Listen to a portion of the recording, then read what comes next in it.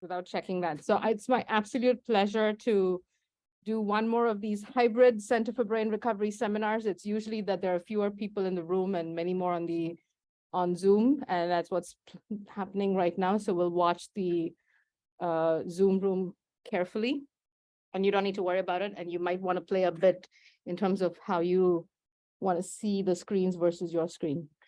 But it's my pleasure to have Jonathan here today. Jonathan's just recently moved to Boston, so welcome to Boston. He's an associate professor in the Department of Communication Sciences and Disorders at Northeastern University and a co-director for the Center for Cognitive and Brain Health. And we're the Center for Brain Recovery, so there's already a lot of overlap there. You got a master's degree in cognitive psychology and a PhD in neuroscience from Brandeis, and you did a postdoc at University of Pennsylvania and MRC. Who did you work with at MRC? Matt Davis. Oh, wow. Okay. So Jonathan is going to talk a lot about the role of spoken language in our everyday lives and how speech comprehension provides clues as to how we understand and maintain and improve communication successes. He uses a lot of, you use a lot of brain imaging techniques, including fMRI, MRI, high density diffuse optical tomography, and you're funded by NIDCD, NIA, the Dana Foundation, and the McDonald Center for Systems Neuroscience. So just fabulous. Thank you for coming today. We're all excited about your talk. And as you know, as David and I were talking, your work overlaps with so many people's work here, as you can see in the diverse audience, and all the folks on Zoom as well. So thank you. We're all going to have a blast. This room has a class at 11, so we'll try to make at least 10 minutes for questions, and then we can carry on down upstairs after that. Thank you, and welcome to Jonathan. Great, thank you. Thank you everybody for coming here and online. And thank you for the invitation, Swati. It's great to be here.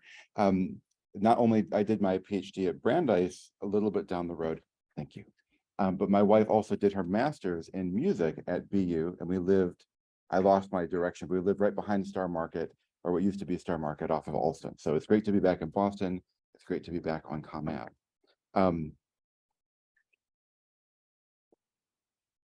I am going to talk about several recent papers from my lab today, a little bit of cutting edge stuff, but mostly things that have recently come out.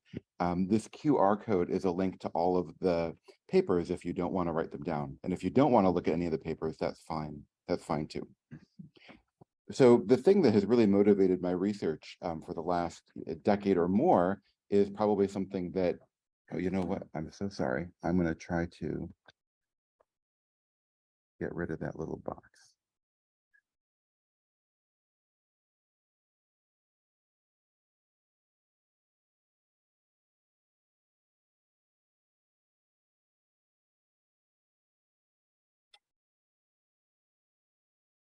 Okay. The thing that has motivated my research is understanding how we communicate in the real world. And many of us share that interest, but I've been trying to make everything I do at least a little bit more real worldly, even though we're certainly not there yet. One of the things that happens in the real world is that not all listeners are the same. So I've been really interested in what happens when we get hearing loss.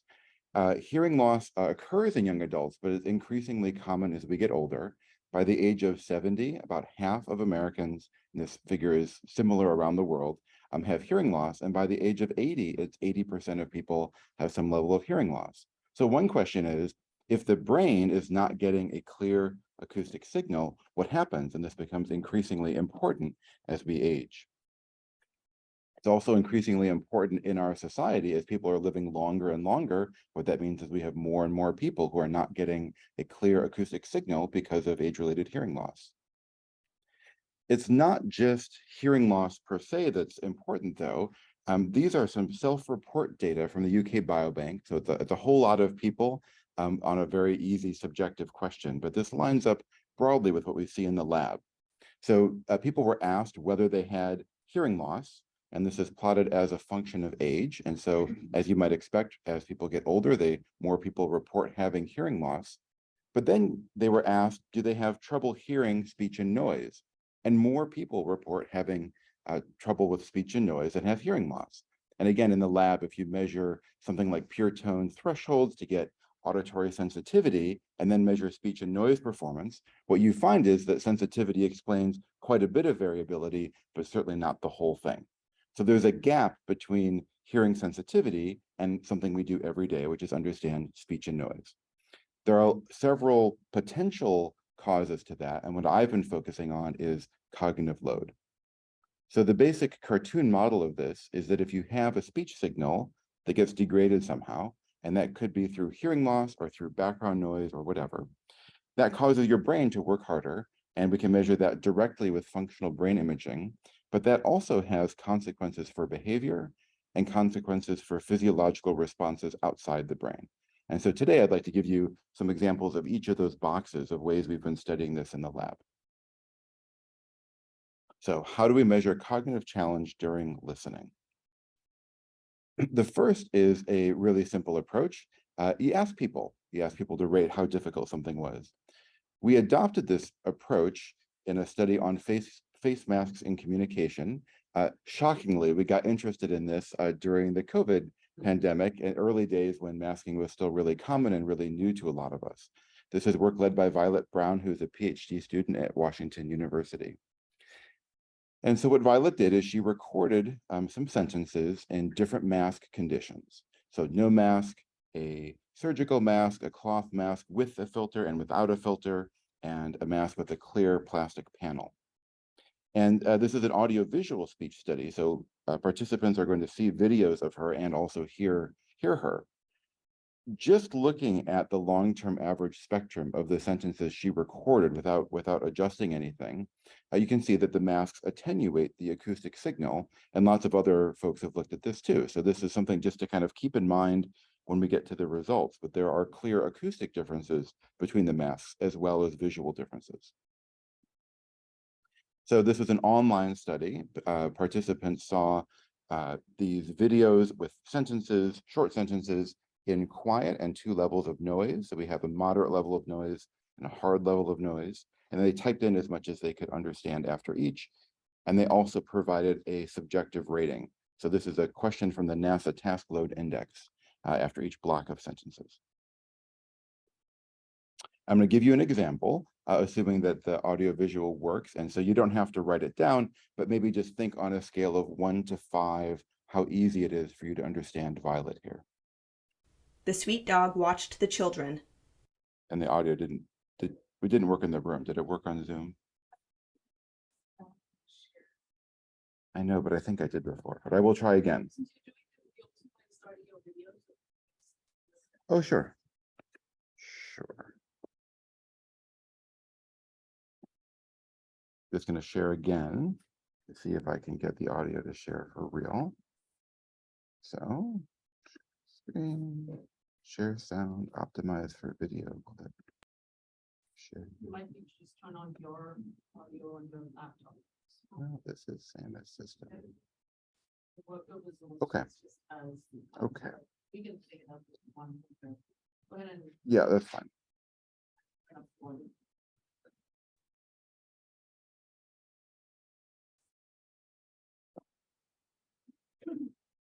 And I did share, didn't I? Yeah, okay, great. Anyway, we'll try it again. The sweet dog watched the children. Okay, so think about what number you give that. And then, oh, sorry, 1 is easy, 5 is difficult. And then here's a mask condition. The strong sister won the game. So you may, or hopefully you thought it was more difficult, but it's okay if you didn't. But there are a couple of reasons that could be. It could be the acoustic attenuation of the mask, or it could be the lack of visual speech information. And we'll come back to that in a minute.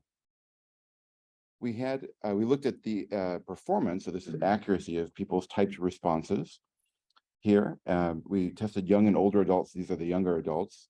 And I'm going to show this in a different way in just a second, but just to point out, there's a lot of variability from person to person. But as you move from quiet to the moderate noise to the hard noise, the hardest condition, you can see the slope of that intelligibility drops off quite a bit. So there's this interaction between mask type and noise level.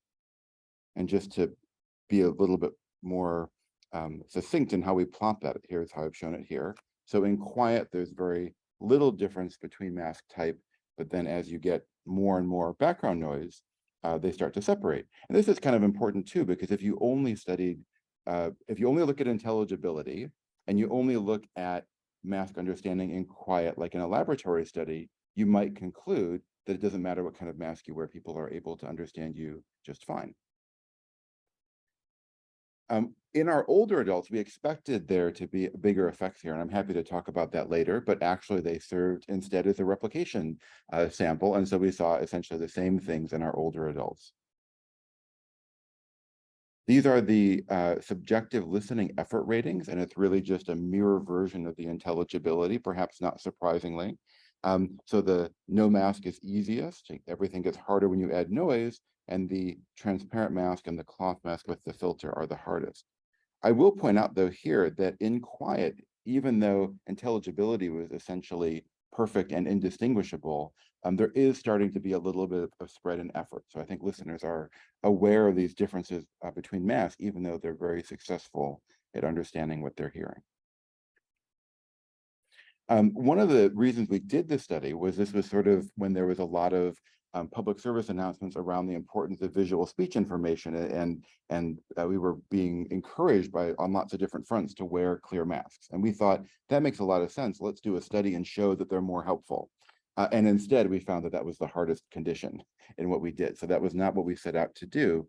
There are some important caveats here. So just remembering back to the first slide, this was the strongest acoustic attenuation. Oh, I should also mention, we only tried one clear mask, which I think is the biggest point here. It was the #1 selling clear mask on Amazon the week that we started the study. So I think we had a reason for doing it, but this is not like specially designed for anything. So it did have the strongest acoustic attenuation. All of our participants were recruited to have self-reported normal hearing. Now, from years of recruiting people with self-reported normal hearing, I know that they all did not have amazing hearing, but that certainly limits it. It's not a general population survey, and no one had hearing aids or cochlear implants or so on. And then also importantly, because Violet was recording lots of these sentences and we decided to be naturalistic about this, you can kind of see it here, the clear panel fogged up pretty quickly. So it really limited the amount of speech information. So you lose the benefit of the visual speech information because of the fog, and then you have an added acoustic challenge because of the plastic blocks the sound. So the lesson is not that clear masks don't help comprehension, it's that this particular clear mask wasn't helpful for this particular group of listeners.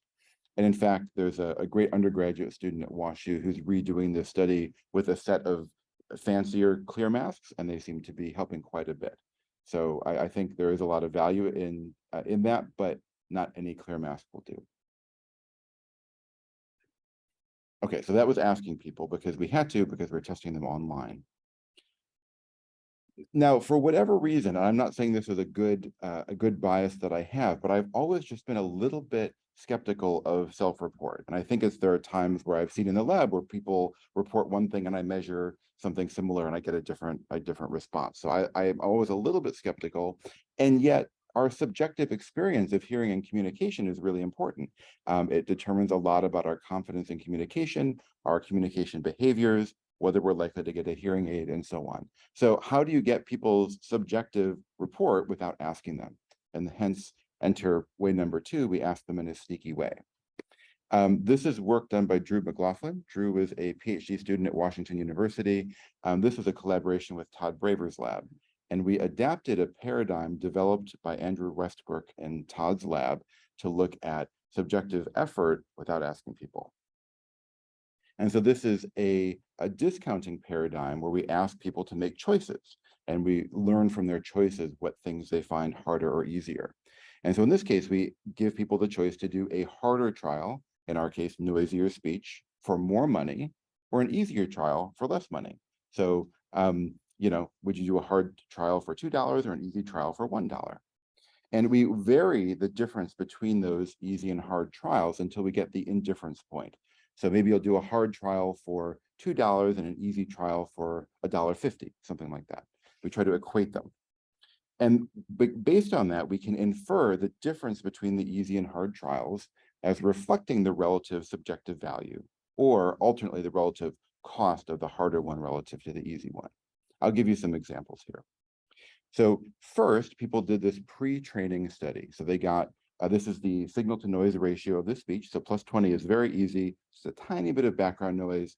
They just heard some sentences and they were shown that color, but not the number. And this is to kind of avoid anchoring effects. But they learned very quickly that, you know, purple was the hardest, was the easiest one, and white was the hardest one. After 20 minutes of that training exposure, they then went to this choice task. And the screen would just look like this: $1.43 for black, $2 for blue, and they would make a choice. And as they, so in this case, if they picked black, which is easier for $1.43, we would then raise that. So the next choice might be $1.70 for black and $2 for blue. And at some point, people typically do not pick the higher value. So at some point, it's not worth it. If I say I'll give you $1.99 for the easy trial and $2 for the hard trial, most people will pick the easier trial because it's not worth the extra effort. A couple of important methodological points here. Their accuracy is, we tell them very explicitly, we're not going to judge you on accuracy. So if you do if you pick the hard trial, you have to listen to this noisy speech and we're going to ask you to type it in, but it doesn't matter if you're accurate or not. I had one other important point, but I forget what it was now, so probably wasn't that important. So what I've plotted out here now are the results. And so the signal to noise ratio is on the x-axis. It starts easy, it gets hard. On the y-axis is the subjective value. And so it's plotted as in dollars. So this is a function of $2. So it's $2, $2. On the left, in the easy condition, the lines are right at 2. So that means $2 is treated like $2. As you add noise, you see that the curves go down. That's what we call the discounting curve. And what that tells you is as you're adding noise, that $2 in the noisy condition is no longer worth $2, it's worth less. You're treating it as being less money because of the effort associated with the task. And what we see is that both young and older adults are showing discounting. Older adults show a steeper discounting curve, indicating that they're perceiving this as, our interpretation is that they're perceiving the speech as more effortful. Now, if the only finding was that older adults are struggling more with speech and noise, like that is a takeaway. That's nothing new. We've known that for a very long time. The advance here is that we found a way to evaluate the subjective effort, not the intelligibility. This is not intelligibility, this is subjective effort, but we never once asked them how hard is this task for you? We just say, which would you rather do? Harder one or an easier one? And we're learning from those choices which they find more effortful. The individual differences are also very interesting. So these are similar curves for individual listeners. And so these flat curves mean that they don't show any discounting. $2 is always $2. So they're always going to pick the harder sentence for $2 no matter what else we throw at them. And there's a couple of interpretations for that. One is, which could be true, but would be a little bit disappointing. We told them accuracy doesn't matter. The way that we pay them, they don't actually get $2 per trial, but we randomly select a portion and they do get paid on that. So their compensation is tied to this choice, but they're not getting like thousands of dollars. It's like they get $10 instead of $8. But it does affect their compensation. So if you wanted to maximize the money you got paid from Washington University, you would just hit $2 all the time and not try, and you would get this kind of profile.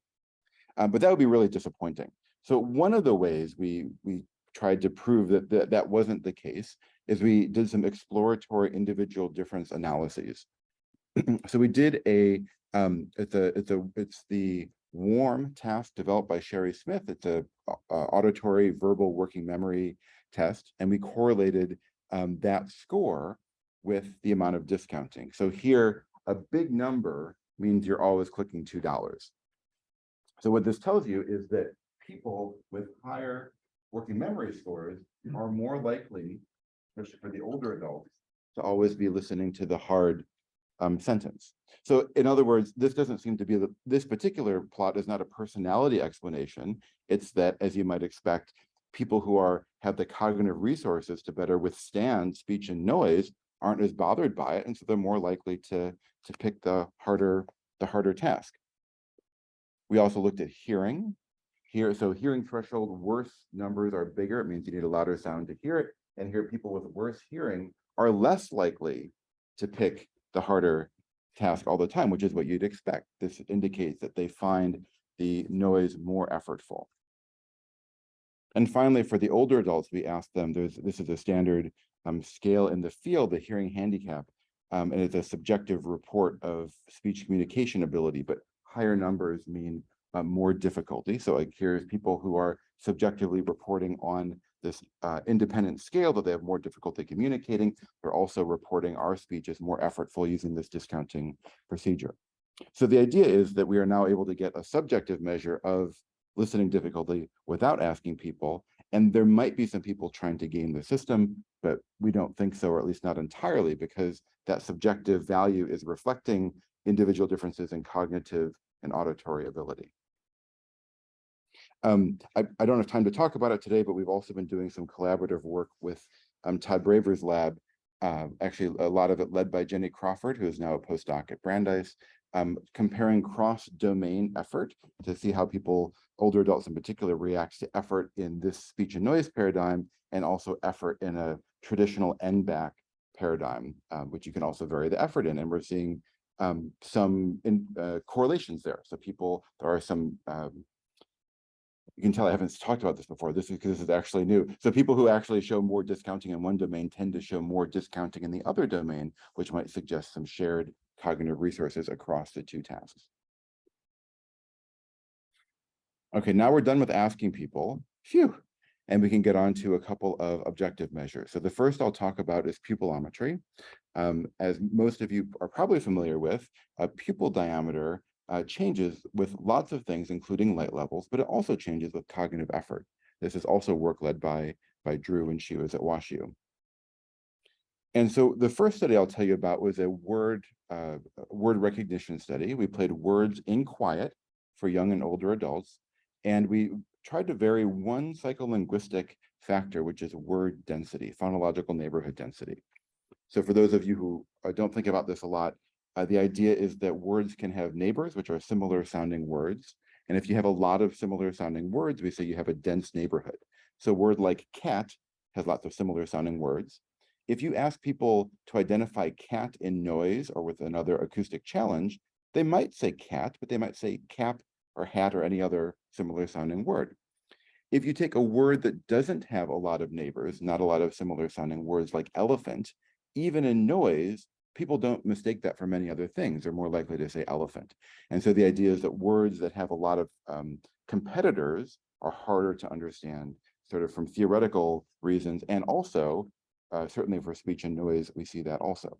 So we're going to use pupillometry to see if words from dense neighborhoods differ in cognitive challenge from words in sparse neighborhoods. And again, we're testing young and older adults. It's a simple task. People are staring at a gray screen with a little fixation cross on it. They hear a word, repeat it back, so we have accuracy, and press a little foot pedal. The reason we did that, by the way, is we found that when we had people press a button on the keyboard, they would look down to make sure their fingers were in the right spot, and that would sort of break up the eye tracking. And so with the foot press, they don't have to do that.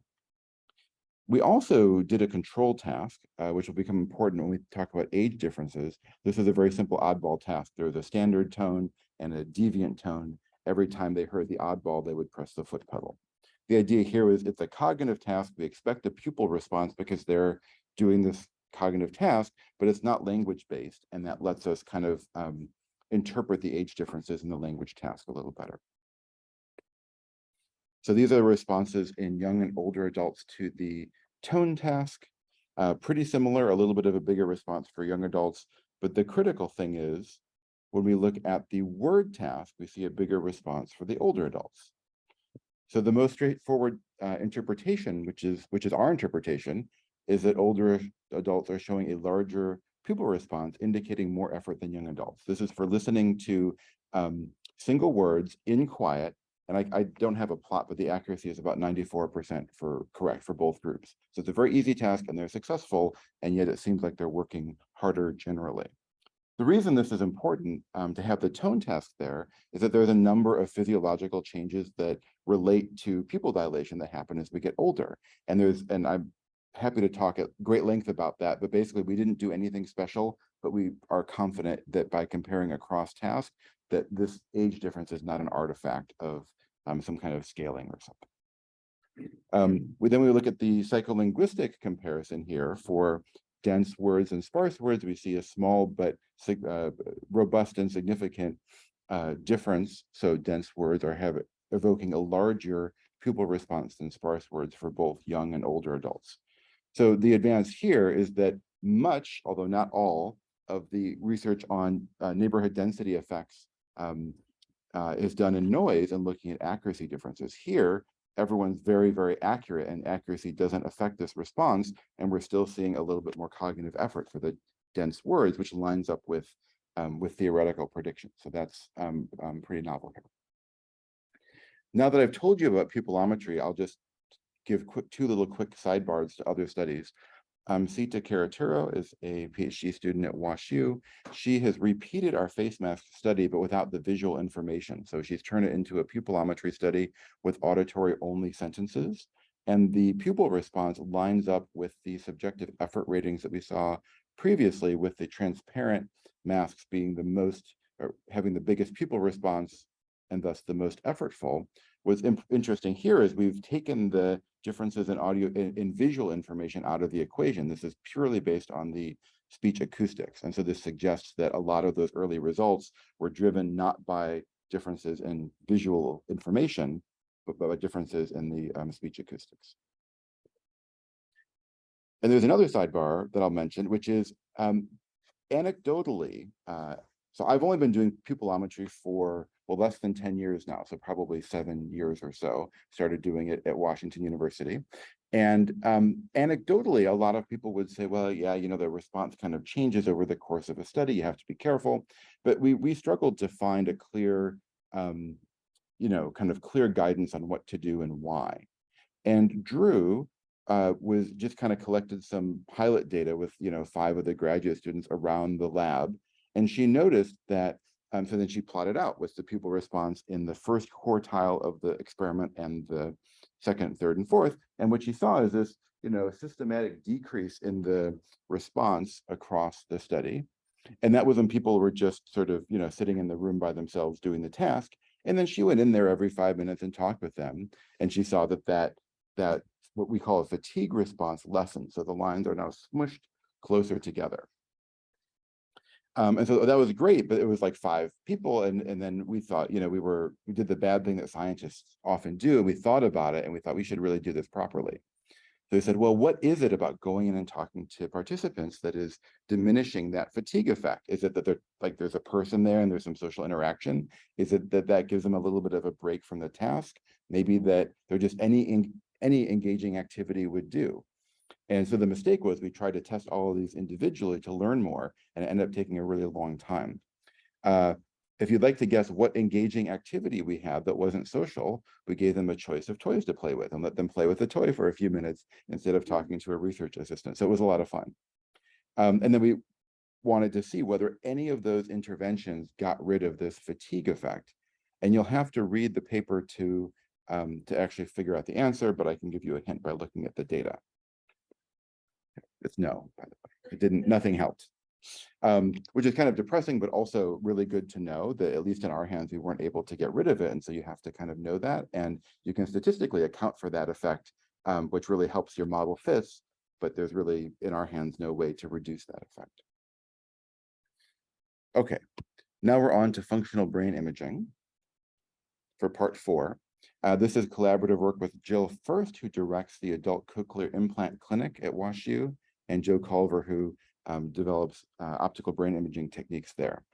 And the reason this was like the very first collaboration I started at WashU. I think it may well have been the first week, because the 3 of us, it just seemed like had the perfect combination of scientific questions and available resources. And what we were looking at is speech processing in listeners with a cochlear implant. And so as most of you probably know, a cochlear implant can restore hearing in people who have damaged hair cells in the cochlea, but an intact auditory nerve. And it does that by electrically stimulating the auditory nerve. The challenge is that there's typically about 22 electrodes in a cochlear implant, and it's taking the place of tens of thousands of hair cells in the cochlea. And because of that and some other technical reasons, the quality of the speech signal or the auditory signal is degraded compared to normal biological hearing. And so a lot of times patients with cochlear implants have difficulty understanding speech in quiet and also speech in noise. And so given my interest in cognitive challenges in speech processing, it would be great to do some brain imaging on these folks and look at the networks that are engaged. But the cochlear implant means that they can't do functional MRI, EEG and MEG are very challenging because of electrical and artifacts. And so what do? We turn to optical imaging. This is some behavioral data just illustrating kind of the scope of what we're trying to understand. These are 66 adult cochlear implant listeners listening to speech in quiet, and I've just ranked them by accuracy. And they range hugely from about 10% success to 100%. And we take this very same people and have them do speech in noise. And now everyone does worse when you add noise, but you can see that not everyone does worse in the same way. So for example, there's a couple at the upper end here who were essentially perfect at speech intelligibility in quiet, and you add noise and they drop down below 50%, so a huge effect of noise. And then there's folks down on this end, some of them are just over 50% in quiet, and they really don't drop down much in noise. And so the question is, there's a long list of factors that explain outcomes in listeners of cochlear implants. A lot of them are clinical and demographic and so on, but we wanted to see whether there might also be a cognitive component in that explaining this difference and why some people are doing better than others. So we turn to optical brain imaging. So many of you are very familiar with this, functional near-infrared spectroscopy. The idea is that we can shine light into the head, some of it goes through the brain, and by measuring what comes out, we can make a pretty good guess as to what it passed through, how much got absorbed at different wavelengths. And using that, we can measure local blood flow in the brain, which is related to brain activity. So the signal we get is actually very comparably related to what we measure in typical functional MRI studies, but we don't have the problems of a huge magnet. That also means it's completely quiet, which is great for speech studies, and it can also be portable depending on the device. Sometimes, depending on the setup, you can get limited brain coverage and also challenges with source localization accuracy. You can see these the path of the light into the brain is usually described in very technical terms as being a banana. And so these bananas have sensitivity at different parts of the brain. And so if you sort of have low sensitivity at a part that is actually very active, you might miss it. The system that we used at WashU is high density diffuse optical tomography. And so we have more sources and detectors than typical commercial units. And what that allows us to do, sorry, that's a picture of the cap. I'll give you a sense of the brain coverage we have in a moment. And I should also say this is not portable, by the way. So this is a very large fixed thing. This is a harness that supports the weight of all of the cables to make it more comfortable for participants. But what we lost in portability, we gained in spatial accuracy. So having that large number of tightly packed sources and detectors gives us an even sensitivity throughout the brain. And it means we can then do source localization using a light model, much in the way you would maybe use a head model to localize EEG data. We can localize the light data, the optical data, and figure out where in the brain the signal is coming from. We don't measure very deeply. We get about 1 centimeter down into cortex, but within that centimeter, we have very even, smooth coverage throughout the brain. Before I show you the results, I'm just going to highlight a network of brain regions. And this was people call it different things, and it comes up in different contexts, and it doesn't matter to me. But coming from WashU, I'm required to call it the frontal parietal attention network. I also like that because if you forget what brain regions are involved, it's right in the name. It's the frontal lobe and the parietal lobe. The key thing here is that if you do a large variety of demanding cognitive tasks, so it could be verbal working memory or spatial working memory or what have you, you see activity in these regions across a wide number of domains, and lesions to these regions result in decreased cognitive performance, again, across a large number of domains. So it seems to be involved in a sort of domain general type of process, call it cognitive control or executive function or whatever. And you'll also see this includes the dorsolateral prefrontal cortex, which of course comes up even when people aren't talking about networks as being important for executive function. So that was really the focus of this study. So we're looking at speech processing and listeners with cochlear implants, and anatomically, we're focusing on the dorsolateral prefrontal cortex. Importantly, and I'm happy to talk about this again later, but this is sort of part of the brain that is not typically considered part of canonical language processing. So this is above and to the front of typical Broca's area or left inferior frontal gyrus. And so our hypothesis is that when speech is challenging, listeners recruit regions outside the traditional language network to help make sense of that. Arafeh Sharafati was a PhD student and postdoc at WashU, and she led this effort. The task is very simple. I'll give you an example in a moment. It's just a word listening task. So it's a block design. Participants listen to 15 words in quiet, and then there's a pause, and they do it again. There's no task. They're just asked to pay attention. And we had listeners with cochlear implants. They're all adults, and it's all at least a year after their implant was activated. So there's this kind of adaptation period early on when you get a cochlear implant, and they're all beyond that. Okay, so to the extent that this works, this is a movie. Yeah,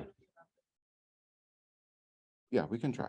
I think it. So anyway, I think it's not coming through my speakers because it's trying to send it to Zoom, and I think it won't do both. Or maybe it's because of the display. Yeah, why don't you do it? So I'm showing. Don't do it yet, though. I'll cue you. So these brain models are all the colored regions are where we have coverage with our system, and then the gray around the edge is where we don't have coverage. So we have pretty good coverage of the superficial cortical surface. This is just a little movie averaging together all of our listeners with cochlear implants and controls. But I wanted to show you the coverage and also the task. So now, Swati, if you want to.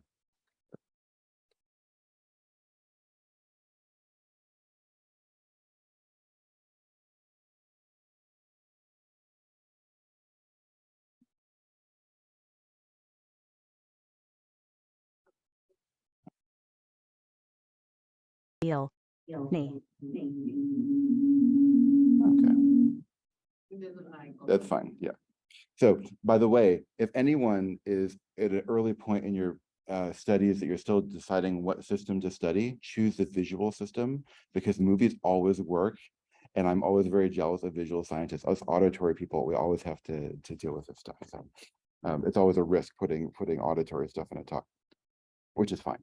So now I'm showing you the activity in 3 different regions of interest. So we have left and right auditory cortex. It's really superior temporal gyrus and not primary auditory cortex, and a region of left dorsolateral prefrontal cortex that was functionally defined at the group level. And if we look in the right auditory, sorry, the listeners all had a single cochlear implant in their on the right side of their head. And so that's going to provide input primarily to left auditory cortex. And their left ear was didn't have a cochlear implant and varied in hearing ability. So in the right auditory cortex, and that also meant that there's definitely no interference of any of the cochlear implant hardware in the left hemisphere. We don't think there was any in the right hemisphere, but we just wanted to be extra safe in the left hemisphere. So in the right auditory cortex, we see a much bigger evoked response to these word lists in our control listeners with good hearing than listeners with cochlear implants. Similar pattern, but not so impressive in the left auditory regions. But the critical thing here is in left dorsolateral prefrontal cortex, we see a very flat response in our listeners with good hearing and an elevated response in the listeners with cochlear implants. And so this suggests that one group and not the other is having to rely on this region, which we consider to be kind of domain general executive function during listening. We did some exploratory correlations, which I wouldn't make too much of because we're really not powered to do a great job here, but there are some suggestive trends in the data. So I told you that their left ear varied in hearing. And so this is some of them wore hearing aids, some of them didn't. These are hearing thresholds without their hearing aid. And so there's a huge range there. And higher numbers means worse hearing. And what you see is those participants with worse hearing also show increased activity in left dorsolateral prefrontal cortex. The sounds were presented over loudspeakers, and so they could use both ears to understand them. And so this is consistent with, if you have worse hearing, you need to engage these extra cognitive resources to understand what you're hearing. Some work that isn't published that we've been working on is looking at movie watching. We're looking at this in both listeners with good hearing and also with cochlear implants. I won't play the movie. This is the Good, the Bad, and the Ugly, which is sort of famous from early fMRI movie days. But importantly, there's a lot that goes on in most movies, including auditory only speech. So people talk off camera or with their mouth covered. Auditory visual speech, you often get to see someone's face when they're talking, and auditory things that aren't speech. And so, and this is a Western, and so there's gunshots and horse hooves and carriages and birds cawing and stuff like that. So you can really disentangle lots of different kinds of stimuli within a relatively short period of time. And so what I'm showing you here is just a very, very simple analysis where we've just gone in and coded every time there's speech, every time someone says a word. We did this by hand because I don't trust automatic stimulus coding yet. And that just gives us a regressor that we can convolve with the hemodynamic response function and put it in a GLM and see what regions are reacting to speech in the movie. And so this is very preliminary, but what we see is in controls, we see some temporal lobe activity, but nothing in the frontal lobe. In listeners with cochlear implants, we see the same region of dorsolateral prefrontal cortex showing up as we did in the other task. These are some of the same listeners, but it's a very different task. And so the fact we're getting a very similar region for listening in this totally different context is really encouraging to us. And I hope that this will be sort of finalish in the next year or so, or less. Okay, so I've given you, 4 ways that we've measured cognitive challenge during listening in my lab, but I haven't really told you why. And so why are we sort of doing this, and what's the point of doing all these different ways?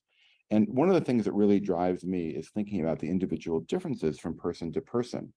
These are 3 pictures that illustrate that, and one that I hid for time's sake, but we see differences in pupillometry also. And so, the way that I think about this, in a way, what I've shown a little bit in that optical imaging data is that you have a brain network or a brain region like dorsolateral prefrontal cortex.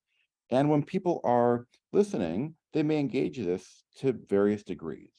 And I think that's probably true, but actually there's a lot of other parts to the brain. There's lots of other brain networks. And so it may actually be this sort of multivariate combination of a strategy that listeners are using to listen. So maybe I tend to engage some form of top-down control and spatial attention more, and someone else in a similar challenging situation actually is able to rely more on verbal working memory or other cognitive supports.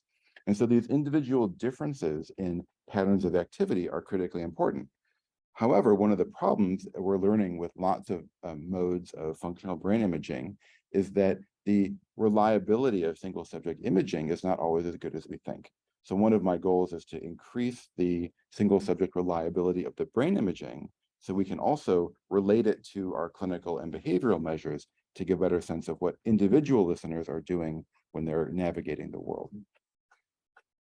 So with that, I'd just like to thank all of the people that contributed to these talks. Thank you again for coming, and I'm happy to take questions for 10 minutes.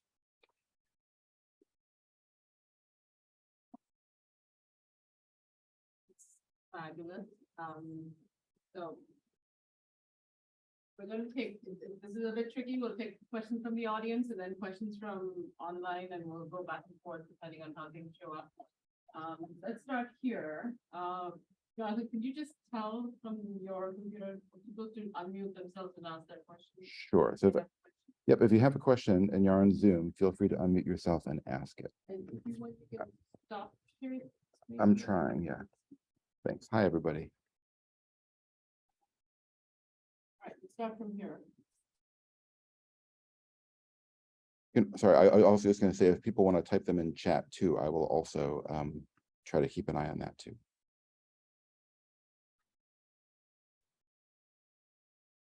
I don't, for the discounting function experiment, did you say what kind of noise the words were affected? No, I didn't. That's a great question. I Actually repeat the question because I'm not sure how well the. Yeah, I will. Thanks. So the question was, for the discounting task, what kind of noise we used? Embarrassingly, I didn't say, and I don't even remember. I'm pretty sure it was speech shaped noise.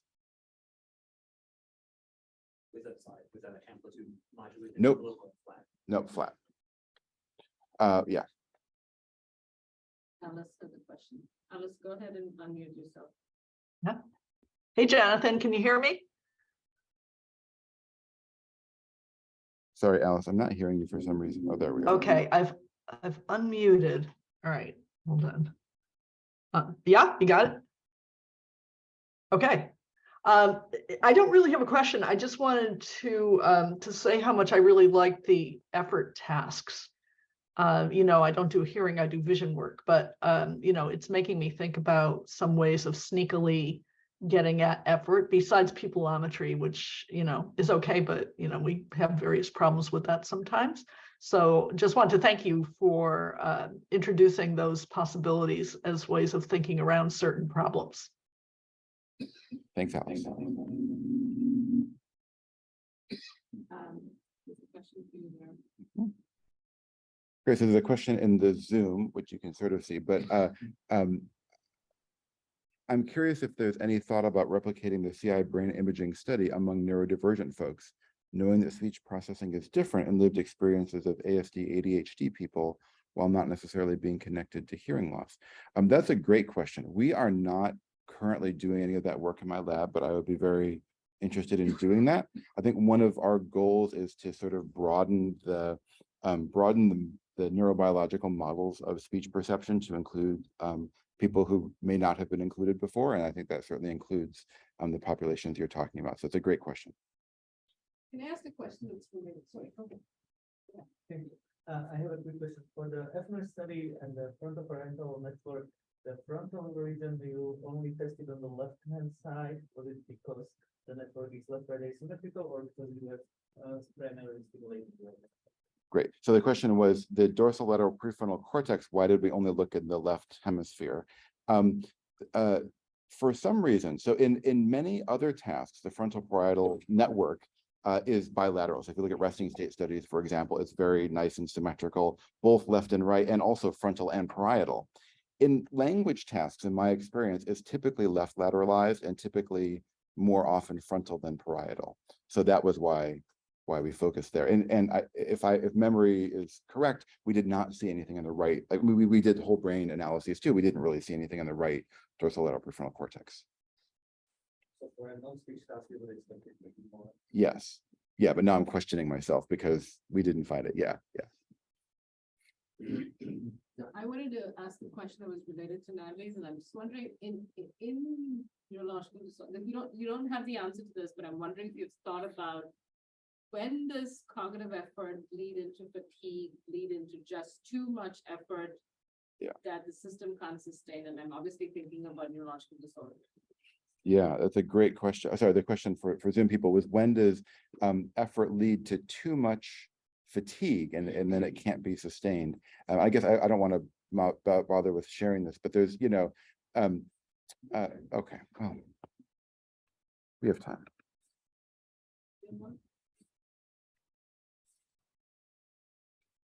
So if you think about just demand on any task going from low to high, I mean, this is a classic, you know, thing. As demand increases, cognitive effort typically increases if you're motivated to do the task. But at some point when it's too hard, people tend to give up. And so everything I've talked about today, I think, is in this part of the demand curve where people are sufficiently motivated and have the resources to continue. But it's really super interesting. I think this is what you're getting at, is when do people then decide not to, oh, I don't have it in here, not to engage. Exactly. Now, I think part of that is because this demand is also, I mean, I just said demand of the task, but that's super oversimplified. There's really it's like a big list of auditory factors and cognitive factors and language ability factors that all kind of go into, for an individual, how difficult is a particular task. So I think we should be thinking about all of that. I don't think we're there. What I would expect is, so this is why kind of tasks that vary difficulty, are much more informative than ones that don't. And I haven't always done that, but giving everyone something that they can do and then going from there, so you can kind of see the slope of that curve. Maybe with a question online. Okay, so I'll read it for the room here. Could you please describe some further details about the FNIRS analysis? Are your time course data from a single channel or combined channels? How did you select the channels, and what sort of correction for multiple comparisons? Those are all great technical questions. So what we did in this analysis, everything is projected using an atlas-based head model into standard space. So basically, the analyses are done on voxels in M&I space. And so then we've treated it much like an fMRI study with the GLM. We, in many of these language studies, we have struggled to get whole brain correction for multiple comparisons. And so we've typically been pretty ROI focused. So the results I showed were corrected across the ROIs, but would not survive any standard whole brain correction. Typically we do permutation testing, like using FSL randomize or, well, anyway, that's one we usually use, but there's other ones, of course, to do.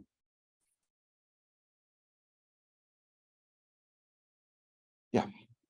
I was wondering if you thought about or collected any information about the language background to studies and how perhaps the perception of speech that falls within a different phonological system for someone's first language. Great question. So the question is, have we collected information about the language background of our participants, and if what they're hearing is not maybe in their native phonological vocabulary, would that affect the cognitive load? In these studies, we have most of what I've talked about have been limited to L1 English speakers.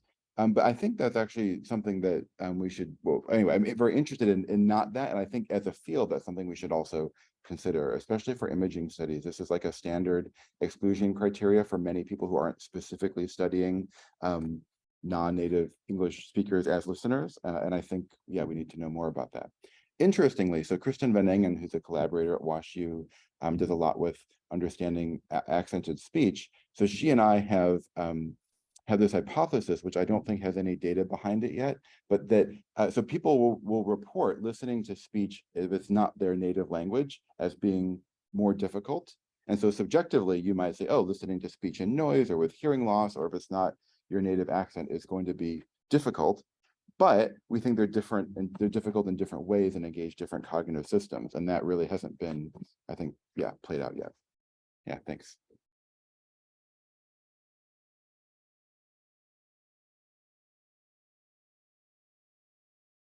Any other questions? You have the-